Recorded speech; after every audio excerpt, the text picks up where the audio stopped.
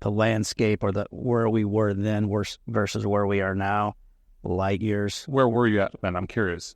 As far as when we walked in that first day, revenue-wise, we were our immediate goal was to hit, we want to hit $1 million a month. Yeah. We weren't there. We were in the $6-7 million revenue.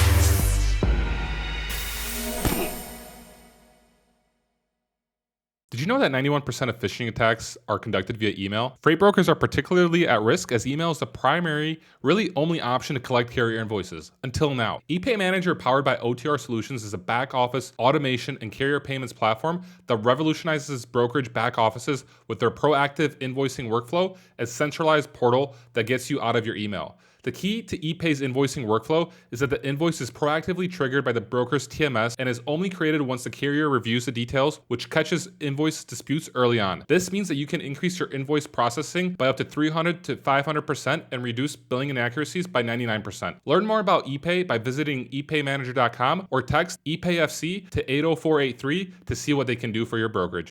Hey everyone, before we jump into today's episode, I did want to take a second to tell you a little bit about our new sponsor, Levity.ai. In freight, time is money and efficiency is key. That's where Levity comes in. Imagine automating your email operations to do more with less effort. Levity connects directly to your inboxes, extracting vital information from emails and attachments in real time. It seamlessly integrates with your TMS, empowering you to quote faster, build loads more efficiently, and book more freight in less time. Whether it's incoming emails from shippers or carriers, Levity's got you covered. It understands any language, any format, and even interprets non-standard formatting. Visit Levity.ai today to sign up and get started. This podcast is also brought to you by Highway, the carrier identity platform that's revolutionizing how freight brokers fight fraud. Every day, new threats emerge, but with Highway's robust tools, you're always one step ahead. Last month alone, Highway stopped over 54,000 fraud attempts, solidifying its role as a trusted partner to over 600 3PLs. Highway stands as your shield against the threat of stolen identities, double brokering, data breaches, and more, ensuring that your operations are secure and your transactions are safe. So, if you want to focus on what you do best and leave the worries of fraud behind, it's time to partner with Highway.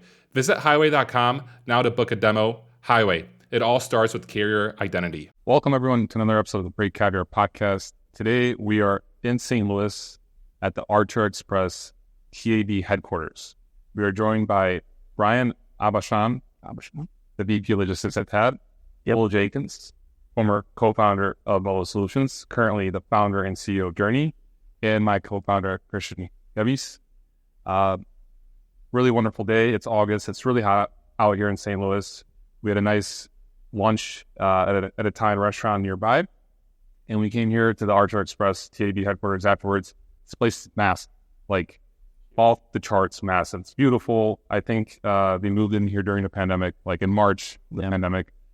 Brand new facility, like for truckers, unbelievable. They have a movie theater, they had showers, they have food, everything you need. The brokerage floor has also everything you need. But yeah, really cool place. Brian, we've connected a few times already. Yep. We saw each other in Phoenix at TIA. We hung out last week in Nashville at the Greater. Yep. And this is really cool. We finally get the time to sit down with you and kind of discuss your story and how TAD came to be where it's at today. So thanks for thank you for having me. to being on the show. Thank you for having me. I appreciate the opportunity. Definitely. Brian, so I'd love to just begin with your entrance into the logistics industry. Take us all the way back, to that day when you got into logistics. Sure. Yeah, I sort of like many stories, I sort of fell into logistics. I growing up through college, I was always working in a retail management type situation, and after college, got into I was still in retail and management, and started a family. So that is not super conducive to retail management, and family life sometimes is a challenge. So I decided I'm going to take a different path, and I answered an ad that said logistics coordinator. And then I said, okay, I don't know what that is, but I'm going to apply for it. And so that was really the way that I got into it. I didn't know about transportation, didn't know about logistics, and here we are 30 years later, and I'm still learning. It's something that, in my experience, you either wash out pretty quickly or you're a lifer. And at this point, I'm a lifer. So, worked for many different, I say many, there's 4 different logistics companies that I've worked for, all asset-based logistics companies, but all here in the St. Louis area. But I've been with Artur Express like 10 years. It was just 10 years in May. And I tell you, this is home. I've never felt more at ease, more comfortable with not only the leadership here, but the vision that we have as a management team, as well as the support that's given to not only me and my staff, but to every employee that works here. It's second to none as far as I'm concerned. Artur Express, the way that I had been introduced to Artur Express is they were a carrier that I used to use on some of my logistics lanes. And, so I always had a professional relationship, and then that obviously parlayed into a professional, even more professional in that I was asked to come and work for them. So I joined them once again a little over 10 years ago and to run the logistics group. And, we were not that big at that point. We've multiplied about 20 times since that point in time, not just because of what I did, but or what I brought to the table, but we've really ventured into different avenues that we weren't participating in before. And, it's been absolutely nothing but wonderful times. I mean, the industry's tough. You're going to have that everywhere. But being able to get through it and being able to have that support of the ownership team is incredible. I mean, you have to have that or you're just not going to emerge. What's a tough market makes it even tougher if you don't have that support. Right. And we just talked about this before we started recording. TAB stands for Tom Artur Brokerage. Correct. Yeah. That is correct. And when they asked you to come and join, how was that conversation like? Did they just call you one day and be like, hey, Brian, we want you to... Well, yeah, they had actually reached out to me and said, hey, the person that they had running their group before, unfortunately, was very ill. And they had to replace this person, eventually they were going to have to replace this person. And so they had said, wait, why don't you come in and talk to us? And it was ironic because it was just that day, literally that day, I had accepted another position with another company. And I said, I appreciate the opportunity to come in and talk to you. However, I just accepted a position today, and I want to give that a chance. I don't want to cancel on something I haven't even started yet. So, and they said, okay, we understand, but we maintained contact and still continued to talk. And, I'd call them with opportunities to move freight. And then they're like, hey, you still doing okay over there? And it was about a year after that. And the company that I had decided to go with, it just wasn't a good fit. It was a startup that we were a part of here in the St. Louis area. And it just didn't pan out exactly the way we wanted to. So I said, all right, maybe it's time to talk. And so it was almost a year later that we finally brokered a deal and said, okay, let's go. Okay, got it. And so the first day, you walk into TAB. What was it like? Can you walk us through that? Yeah, I'd been in their office many times, and this was actually 2 offices prior to where we're sitting right now. It used to be down in South St. Louis, and it was a very nice building, but it was different because I never got to go to the upstairs, and that's where the meeting room was. And so I went upstairs. It's like, oh my gosh, I'm supposed to be downstairs because I'm a customer, but now I'm not a customer anymore. So But from day one, I was well received, not only by obviously Artur and Tom, the two owners, but by all members of the management team at the time, because each person had their own specific area. Quite honestly, there was really nobody that was running logistics at that time. So everybody, I think, was taking a little part in trying to help manage that. So I was a welcome addition because then they could really focus on what they needed to focus on. Hey there, amazing listeners. If you're enjoying what you're hearing on our podcast, we need your support. It will only take a moment, but it would mean the world to us. Please make sure to hit the like button on this video, subscribe to our channel, and don't forget to share with one of your friends that would enjoy our content. Your engagement helps us reach more people and bring more awesome episodes to you. Thanks a million, and thanks for being part of the podcast community. So it was... once again, welcoming from day one. Once again, the landscape or where we were then versus where we are now, light years. Where were you at then? I'm curious. As far as when we walked in that first day, revenue-wise, we were our immediate goal was to hit. We want to hit $1 million a month. Yeah, we weren't there. We were in the $6-7 million revenue, and now I'm 100 million. So, and that's a month? No, not a month. That would be pretty impressive. That's a nice goal.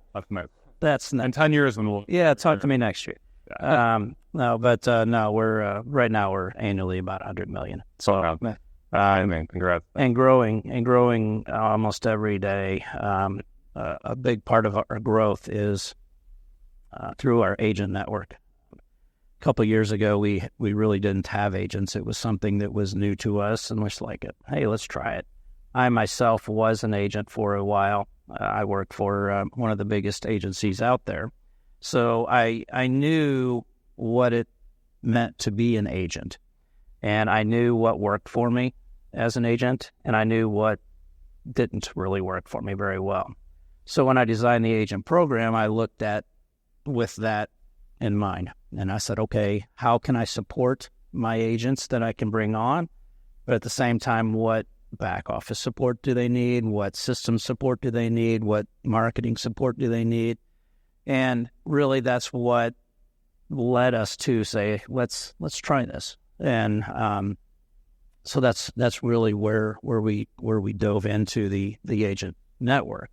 Now our TMS didn't allow us to be as aggressive as we wanted to be because we couldn't really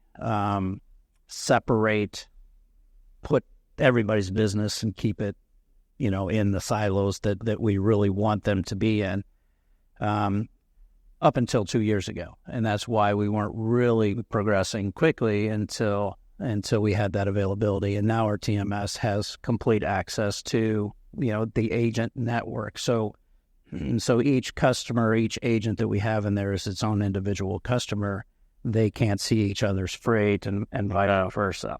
So there's no collusion or anything like that takes place within agents. They can't go and look and use other agents' customers as a target, So that's what really allowed us to really go forward with the aggressiveness of developing our agent program. And, we have about 116 agents now, and that's how many? 116. 116 agents. Wow. But that's up from 6, 2 years ago. All separate companies? There's 38 agents. Okay. And then 116 agencies, and then agents underneath them. Okay. We have agents that are just one shop. Yeah. And then we have our largest, as far as people, they have 16. So it really just depends. But that's still considered one agency, but 16 agents. Okay, cool. Well, I'm curious here. Yeah. Because you scaled Molo, and that was employees only, right? All W-2. W-2, right? I'm kind of curious if we could get into a discussion of what are the pros and cons of both models, and maybe you have some questions for Brian and vice versa. I'm kind of curious if we could. Yeah. So I've never been exposed to a lot of agency models just because the organizations I've been a part of have been W-2.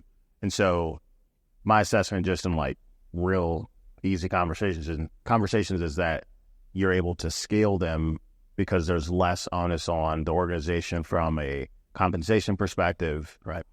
But I'm curious, to go from 6 agents to 116 in 2 years is massive. So how do you manage that well and create the right experience to make it still engaging for the people? Sure. I mean, agent number 7 was more difficult than agent number 116, and we, grow with each individual agent that we bring on.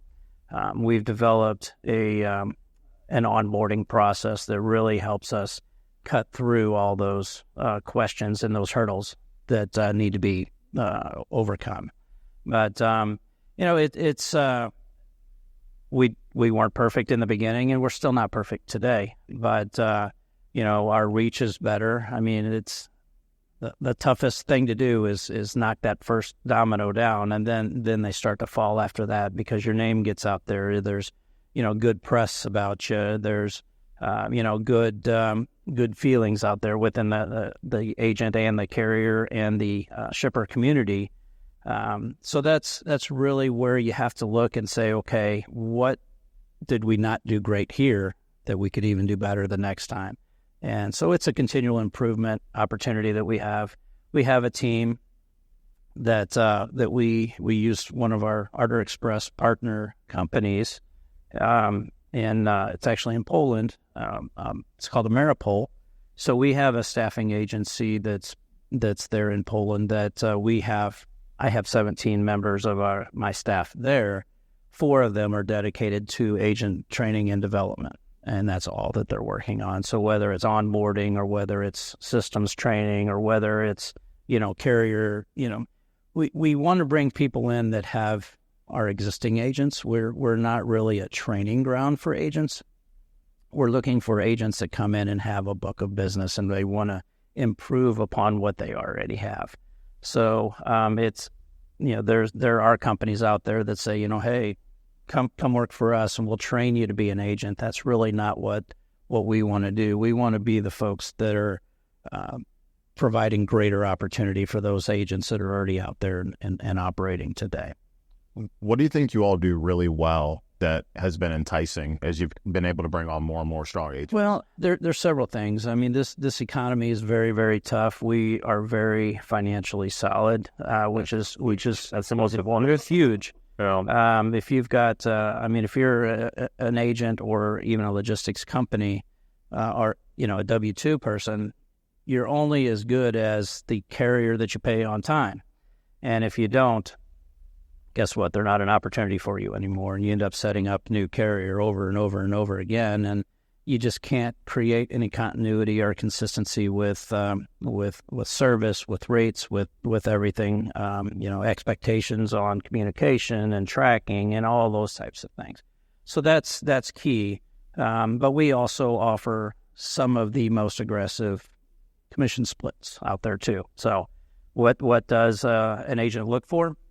They look for how much can it pay me, and how quickly can it pay me, and how easy is it for me to collect on that. So, and I also think from a systems perspective, we embrace technology. So we've engaged in many outside carriers outside of our TMS, like tracking and onboarding and those types of things that make it a lot easier for the agents to be successful as well.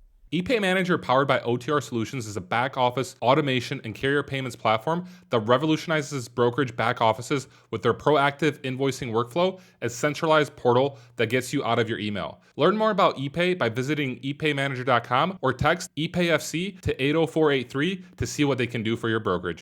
So we provide all of the connections that they need, the DAT, the Internet Truck Stop, all of those types of things. Those are paid for by us. They're a representative of the Artur Express Incorporated brand, TAB specifically, but we want to make sure that everybody's very consistent in how they present our brand. There's nothing worse than having somebody out there that doesn't represent you in the way that you want to be represented. So that is a challenge that we have to constantly overcome. So we're always looking and trying to help folks with their marketing, how they're approaching customers, how they're talking to carriers. Agents don't necessarily understand sometimes that carrier that just failed them on a load, how they treat that carrier is a reflection on not just them as an individual, but us as a company. That is a constant battle that we have to work on or work with. Unfortunately, this business, there's a lot of emotions that get involved, and Very emotional. sometimes it's good emotions, sometimes it's not good emotions. But so you have to maintain and tamper those so that you're not too high or not too low, and sometimes you lose a little bit of control when you don't have those folks sitting right in front of you. They can be all over the world. I mean, it's hard enough even in a W-2 scenario to get people to do everything No the doubt. damn way. It's incredibly challenging. Now imagine like all these agents across the country, Across the world, actually. across the world. Yeah, we've got agents all over the world. Okay. Half of our agents are in the U.S. and half are outside of the Okay. U.S. So, one of our biggest agencies is in Armenia. We've got agencies in Poland, we've got agencies in India, but we also have multiple agencies here in the United States as well. Now we do only concentrate on domestic U.S. freight, even though they may be positioned or situated outside of the U.S. Sure. They are still operating within the U.S. marketplace. So the other thing that's really important, back to your question, Will, that makes us successful is the fact that we are asset-based. That is, in many cases, huge for a customer. They want to talk to those agencies that are asset-based as opposed to those that are non-asset-based. If they're talking non-asset-based, all they're talking is rate, price. How cheap can you do it? Okay, I'll listen to you. But asset-based, they really want to see your trucks. They really want to see the shippers, and they really think that there's an opportunity if you own a truck that you can your service is going to be better, or you have more flexibility. You can pull a truck from somewhere, and that is all very true.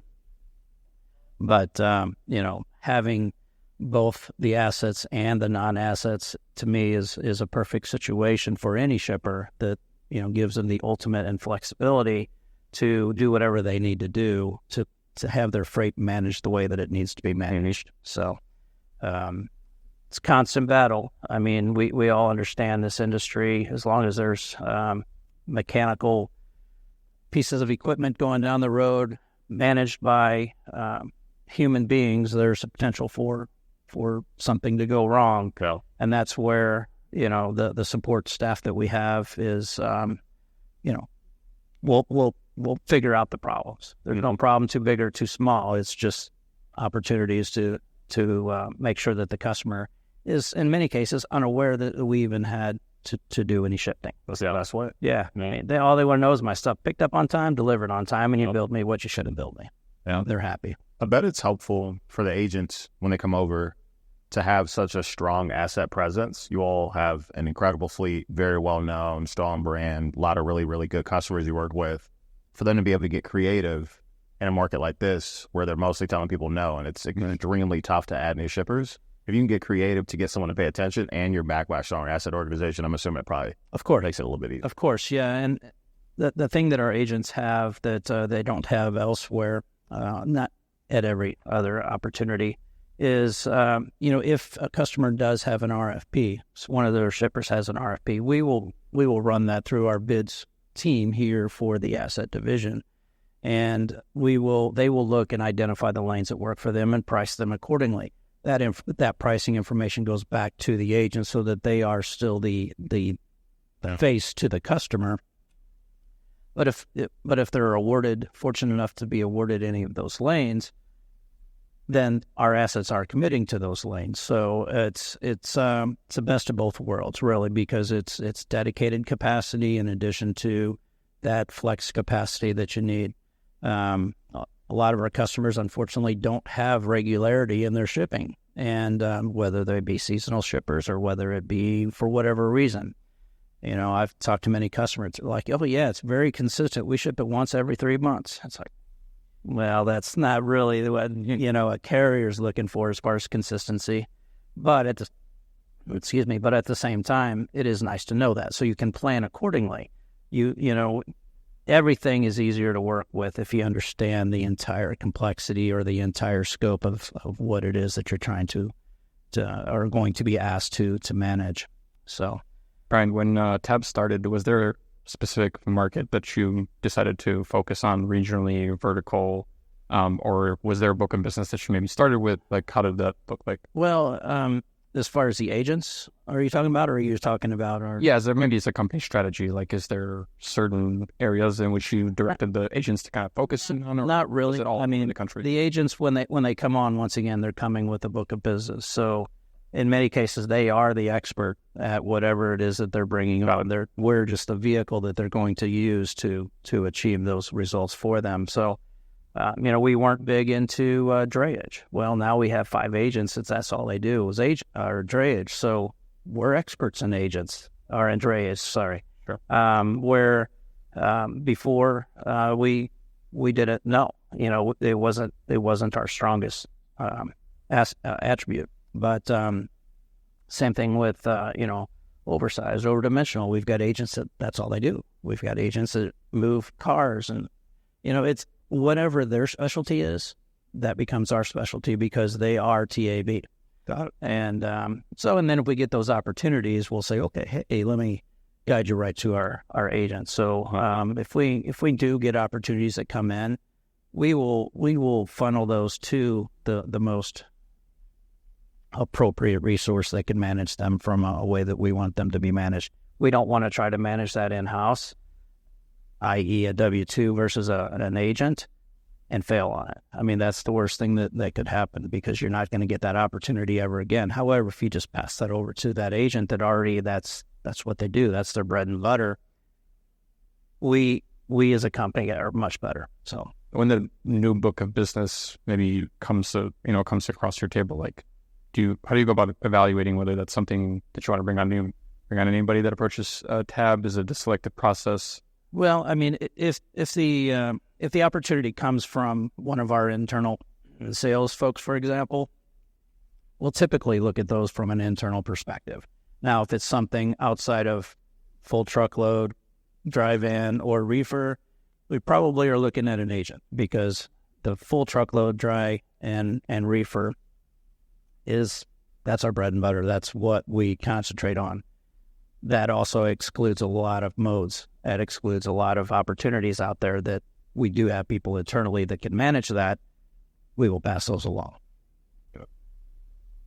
Right. I'm curious, like, when you were set out to build out TAB, were you always set out to build it as an agent model, or was it like something like why did you come to consensus like we want to focus on agents? Well, honestly, it came about because of the market sort of dictated we do something different. The rates were going the wrong direction, the capacity was going the wrong direction. So we said, are we just going to accept that, or are we going to try to do something different? So we looked into selling flowers, but that didn't seem very viable. So we said, we're going to do something different. And so I came from the agent background, so it was always something that I knew I wanted to do. It just presented itself at that time better than any other time. What year was this when you started that? We've been doing the agents for 4 years. Okay. But up till 2 years ago, we only had, just a handful of agents that were really internal agents. Okay. But they had visibility, and we totally trusted them with some of our data integrity and so forth. But it wasn't until we had the ability to really section those off that we went out to people outside of our organization to become agents. So surely within the last, little over 2 years that we've gone all in on the agent model. And the most important thing was to get the tech to all kind of, you said their own silos and the technology, and to provide the good tech for them, plus the cash flow, all that back office support, getting all that correct before you're going. Absolutely. I mean, with any customer, and I consider an agent a customer as well. You have one opportunity to make a great first impression. And sometimes if you don't step up to the plate and get at least a single on that one, if you strike out, your chances are, they're going to go somewhere else that, may not be as good as what we have to offer, but may not have been presented in the way that we wanted it presented. Mm-hmm. So, this podcast is also brought to you by Highway, the carrier identity platform that's revolutionizing how freight brokers fight fraud. If you want to focus on what you do best and leave the worries of fraud behind, it's time to partner with Highway. Visit highway.com now to book a demo. Highway. It all starts with carrier identity. So yeah, we just try to constantly improve every single day with every single thing that we do. And there's some days we look back and say, should have done something a little bit different there. And then we learn from that. We recap every week, me and my managers and I and the team. And I have an agent recruiter that now works for me full time. So he's out making a lot of phone calls and connections as well. So we get together and talk about, here's the opportunities that were presented themselves with this week. Here's, basically go over the pipeline. And, if we are fortunate enough to get the luxury of time, agent commits and says, yes, but I want to come over in 2 months or something like that. Those are wonderful because we have all the time to set up everything exactly the way we would like it to be. Unfortunately, though, a lot of times we get agents that call and say, okay, I'm ready to go. It's like, okay. And then you're sort of in a much more of a hurry up type mode. And sometimes the setups and other things aren't necessarily as good as you would like them to be. But we're getting better at that too, because that's just the way that it is. They understand too that, hey, I just asked you to do something. You may not have my customer set up yet, for 30 minutes ago. No.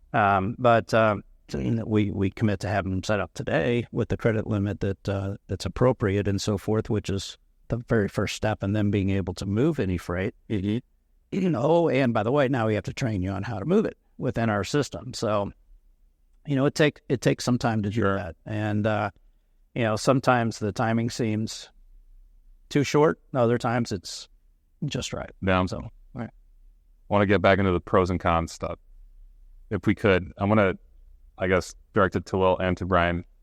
Can we do like a list, like a pros and cons list of both W2 Yeah. and, Sure. Are you okay with that, Brian? Sure. Yeah? Okay. So what's like a pro of having a W2 that is not on like the agent model? Like we could just start there. Like what would you say is, them being part of the company? Like what's the benefit to the customer and to the company itself? From my perspective, in an agent type situation, because all my agents are 1099. Yeah. So, if I have a W-2 employee, it's more going to be not a business development. It's going to be more of a management of business that we have in house, where the 1099s are going to be. They're going to be out there. They need to. That's how they make a living. That's their bread and butter. They're kind of forced to in a way. They have to. They don't have any income if they're not moving loads. Yeah. So, I try to push people to 1099. There's a comfort level with the W-2. So they know I'm going to get paid every 2 weeks, whether I move any loads or not. Mm-hmm. So that's a blessing and a curse from my perspective. Yeah, for that individual in a way, because it doesn't kind of push them. Yeah, and I've tried some models where I called it a W-2 agent. So they had a salary, but then they also had an agent commissions much less than 1099. But the results of that were underwhelming, let's say, because the comfort you get there. Yeah, I can pay my bills with this. That's all I need. Yeah. Whereas a 1099, you have to go out and those typically somebody that's willing to do a 1099, they're hungry. They're business owners. They're drive. There's just a different temperament. I grew up in sales as a 1099 for 4 years, and if I didn't sell, I didn't make any money. So the conversations and the passion for closing were very different. Not to say that they needed to be more high pressure or anything of that nature, but if I didn't close, I'm not getting paid. It's just a different style of person, much more entrepreneurial. I think there are some things that are rather complex from an organizational perspective. You think about continuity of service, not to say that someone in an agency wouldn't service freight exactly the same way that you might on the brokerage, the internal brokerage side or the Artur Express side. But they might have different expectations or maybe be a little bit more lenient about coverage or this or that. And so then a client thinks, shoot, your service levels aren't that good, but that's individualized to an agent. And I've never worked in an agency, but I'm assuming people have different thresholds of, what they're willing to do to cover a load or, how stringent they are about certain practices. And that might vary from agent to agent. Yeah. I mean, we've had some agents that, unfortunately, sometimes we find out, not necessarily from the agent direct, but, excuse me, that tolerance, like you talked about, do I lose money on this load, or do I just, punt, and say I'll get it tomorrow? W-2s, they're much more willing to lose money. Totally. It's our money, so why not? The other part about it is, you can't really tell a 1099 what to do, right? There's framework of things from a brand but they're an independent contractor, so you can't step in that gray area. And it's very different for W2 to say, this is the SOP for how we do stuff, pretty cut and dry. It's not guaranteed they'll execute it in that manner, but you can say, like, this is the standard. And so those two things are wildly different. Got it. Yeah. And I just, it depends on whether you're just wanting to maintain or manage business at a expert level, or you really want to expand what you're doing. And to me, that's the difference between a W-2 and a 1099. Okay. It's like W-2 is kind of being like a child, and then like, we're just in a way we're managing it professionally and accurately to the customer's expectations, but they're not necessarily incentivized to go out and find 20 more loads. Yeah. You could see like a lot of people that are W-2 can say, like, oh, they have this book of business, they've done all this, and then they go to like the brokerage and they can't get any customers, it seems like. But whereas if you're like a 1099 and you actually have that book of business, that's like you built that versus like getting it handed to you from another brokerage. So it's also a larger upside too, right? Because if you get that book of business, then it's like you're fighting for that freight, and you're covering your own expenses. And then because of all the support TAB basically gives you, right? The margins are different, obviously, from a W-2. Either with the 1099, you're getting, I would say, paid out probably a little bit more. So, but something for something. Okay. Curious, any other pros and cons that we could touch on? Like, one guess would be, I haven't not been an agent. I'm not 100% sure, but I suppose one pro as a W-2 is just exposure to lane density, or maybe understanding what you're doing for different clients across the entire brokerage. So you may have particular expertise with something, then you get an opportunity and it's outside of your realm, and you just tap somebody because you see they transact with a client that does similar freight. Sure. Where if you're siloed and you're unaware of the someone else's expertise, you might not be able to leverage that to close a deal. That is accurate. Because the W-2s that have access to our system have access to everything. The 1099 agents, they do not, and they see their customers, their freight, their rates, but not anybody else's. So, assuming that the W-2 person you're talking about is looking to expand or do additional business, they definitely would have that opportunity over somebody else that didn't have full visibility to all the systems data. Pros as a sales rep, though. I think the best sales reps I've ever worked with were very entrepreneurial, extremely hungry. They looked at their book of business as their own little business, very accountable for growth, very accountable if things didn't grow. And that's the same mindset you have to have if you're an entrepreneur. It's up to me to make this happen. And if it doesn't happen, it's also up to me to own the fact that didn't happen. And if you're going to be an agent, you're betting on yourself to build that. Yeah. Extremely entrepreneurial, higher risk, higher reward. Yeah, you take a larger share of the pie if you're able to build a strong business. No. Sure. You make a lot of money. Yeah.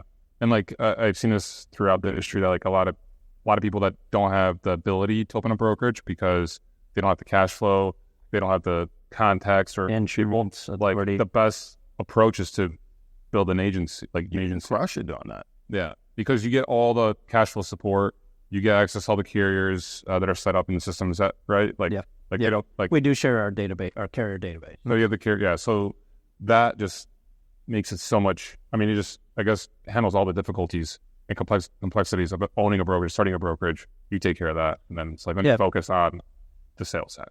Yeah, so focus on the sales and the operations side, because not only are you selling the load, but you're also selling it to the carrier that's going to haul it and negotiate credit score and yeah, reputation, how long you've but been. I mean, we can assist with that with with our onboarding tools and so forth. It guides you whether this is somebody you really want to do business with or not.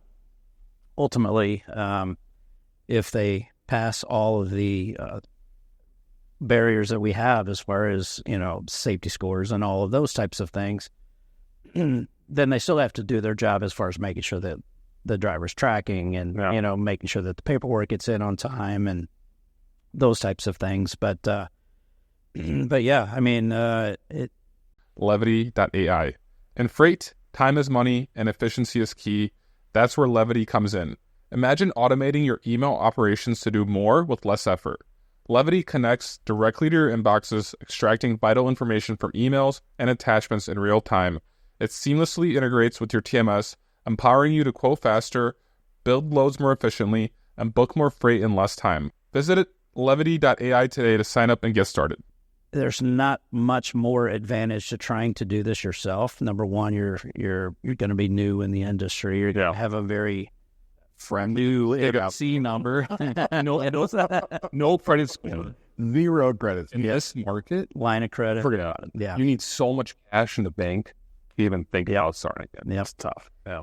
It is tough. I mean, because let's be honest. I mean, Getting money from shipper. we're paying our agents from after the loads are invoiced. Okay. Not necessarily after when we get paid. So we're actually, as an organization, we're taking a bit of a risk there. Okay. Plus, that's kind of a plus in a way. It is. I mean, because if you wait to get paid, sometimes that could be 30, depending on your country, but maybe 90, 120 days. Yeah, it's ridiculous how it is. And you have to have a lot of reserves on to do that. And the agencies, they want to come in and do what they need to do as business owners and drivers of business, but not have to worry about that side of it or the legal side of it or the insurance side of it. Yeah. We take care of all of that for them. Definitely. So I have an agency question I've always wondered. How do you all manage leads? Let's say somebody comes in with a book of business and they transact with, it's like their top 5 accounts. And then someone else that has another agency also happens to work with those same clients. That's a very good question. And that's something that a lot of agencies, they will look at that and say, sorry, this agent already has that account. What we do is we don't allow 2 agents to work on the identical business. So if it's the same RFP, the person that brought that to us first would be the person that would be given the opportunity to move that. Now, we all have seen where somebody will say, well, I work for company XYZ. Well, company XYZ is a global company, and you work for this little division that works on the East Coast. So somebody else comes to me as an agent and says, I've got XYZ customer as well. I will ask them what business that it is that they are working on. If it's different business, it could be the same customer. They would both be allowed to participate in that business. That's smart. Yeah, you get more business. Yeah. Curious, right? Or were you finished with that? Or yeah. Okay, let's just say someone's listening to this podcast right now, and they're like, I want to call Brian. I want to be an agent. Can you walk us through that process? You get a phone call, like everything. Like I'm guessing you do some kind of background check on them or whatever the case is. Like, can you walk us through like? Sure. I mean, we recently developed a website that's been out there now for about 4 or 5 months, and it's TAB-LLC.com. And our website is really centric on agent development. So there's an opportunity right there where you can, on every single page, there's at least 2 buttons that says contact now. And that will send us an email letting us know that you were interested. It also gives you contact information. There's a questionnaire on there.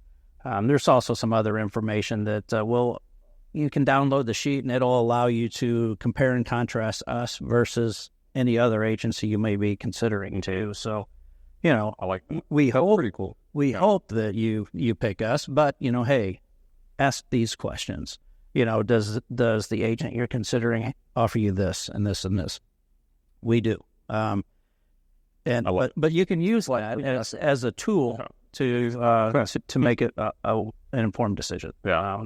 Once again, we would love for you to come and work for us, but at the same time, if you feel there's a better fit somewhere else, that's fine too.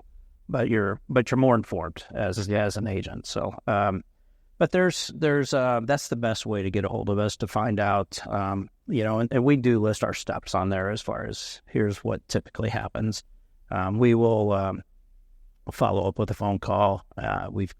We will provide a bunch of information that is available, like our marketing program, our splits, all of the contractual type stuff. We would email that out to you. But, I think that the key to this is still being somebody that you can pick up the phone and talk to, or dial somebody and talk to. I think in this day and age, I think everybody's gone more towards the electronic, and I don't know, maybe I'm just old school, but that just bugs the crap out of me, because I if I have a problem or an opportunity or a question, I don't want to text it. I don't want to, hit here and try to walk my way through it. Right. I would much rather say, you know what, I'd like to talk to somebody, or at least have that option if that's in fact what you want to do.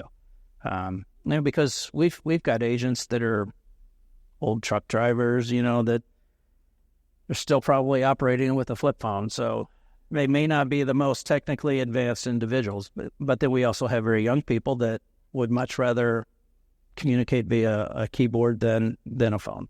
So, you have to be able to answer to both of those, or all of those different types of personalities. But there's almost a transition period between the old and the new, and you got to find yourself in the middle, supporting kind of both. Right? Yeah, even me. I'm not that old. Feel it. All right, I am. But I hand my phone to my kids. It's like, make it do this, and they'll, but for me to figure that out, that just frustrates me. I always loved, when I was in brokerage, just picking up the phone and calling someone, because it was so much faster. It was like a 30-second call versus an email where you send it and you then have 5 things to do, forget about it. Yeah. Just pick up the phone, call, it's done. All your questions can be answered right then and there. Yeah. I agree. Everybody thinks it's quicker to email, but by the time you send your 6th and 7th email, it's not quick. It's like, imagine having this conversation via text instead of just talking right now. That's exactly how it would be. Yeah. Good luck. It'd be We'd be still here in a week. Yeah, exactly. Basically, yeah. Very, very neat. It's awesome. I know you built up here, and well, we're very excited about what we've developed here, and looking forward, it's only going to be bigger. Our goal is, we're going to be a $250 million logistics company in 3 years. That's our goal. And, it's no stopping us, to be honest. The only thing that's going to stop us is us. And that's not happening. So amazing. Cool. Love it. Just to start wrapping things up, curious, Will, do you have anything you'd like to ask or add? No, it's incredible to hear what y'all have been able to do to get to $100 million and grow from 6 agents to 116 in 2 years is impressive. Well, we're onboarding typically about 3 to 5 a week right now. So wow, okay, yeah, it's phenomenal. We're getting pretty good at the onboarding process, and once again, that's only a benefit to anybody else that joins us, because you can get up and running here pretty quickly. And typically, when an agent makes a decision to go, they want to go, or they're being forced to go. Unfortunately, in this economy, there's a lot of folks they come in today, and all of a sudden they don't have an option to work today. So they need to be able to hit the ground running somewhere quickly, because their livelihoods are dependent upon that. So we want to be that first, or at least a consideration when they're out there looking for their next place to call home. Oh, man. Love that. Well, Brian, thank you so much for your time today. If anyone is interested in learning more about TAB, go to tab/dash. So tab-llc.com. That's correct. And yeah, it's amazing. Thank you so much for having us here at the headquarters. I'm so glad you guys made it. It's just next door to. All right, you came a little ways. Yeah. But no, we love hosting folks here, and that's something else too that we do offer anybody that works for us. They have the option to come in and see what we are and sit with us, and we don't hide anything. Everything we do is above board, and it's. I feel that's the only way that you should manage your business, and that's how we always have operated, with a high level of integrity, and that goes from the top all the way down to the bottom. And there's nobody that's too important to make a phone call or answer a question. So, but yeah, it's Love that. if you're ever back in town, and We'll be back. always open. We'll be back in 3 years when you hit 250. All right. We'll talk a story about going from 100 to 250. The hospitality here has been great. So yeah, I'd love to come. Fantastic. Yeah. Thank you, Brian. All right. Thank you. Thanks for tuning in to the Daily Freight Caviar Podcast. If you enjoyed the podcast, or if you didn't, leave a review. Let me know what you think. I appreciate any feedback. If you'd like to have more Freight Caviar content, go to freightcaviar.com and subscribe to my email newsletter.